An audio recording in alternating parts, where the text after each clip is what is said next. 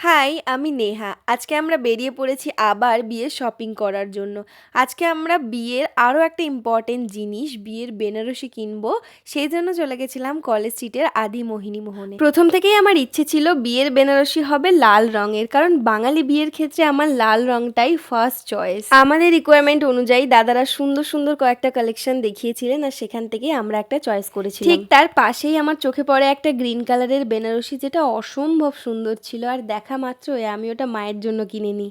তারপর ওখান থেকেই মা কিছু আরও শাড়ি কিনেছিল, আর তারপরে আমাদের মনে হলো এদের পাঞ্জাবির কালেকশনটা একবার দেখে নিই। তো পাঞ্জাবিরও ভীষণ সুন্দর সুন্দর কালেকশন ছিল। আমরা ছেলেদের জন্য এখান থেকে অনেক পাঞ্জাবি কিনেছি। রাস্তার পাশে এই পিতলের দোকানটা আমার চোখে পড়ে, আর আমি চেয়েছিলাম একটা পিতলের গাছকৌটো কিনতে। বাপিকে বলা মাত্রই বাপি দোকানে গিয়ে সঙ্গে সঙ্গে আমাকে এই গাছকৌটোটা কিনে দেয়। এরপর চলে গেছিলাম শিয়ালদাতে তত্ত্বের জন্য কিছু ট্রে কিনতে, আর এরই সাথে আজকের মতো আমরা শপিংটা এখানেই শেষ করেছি।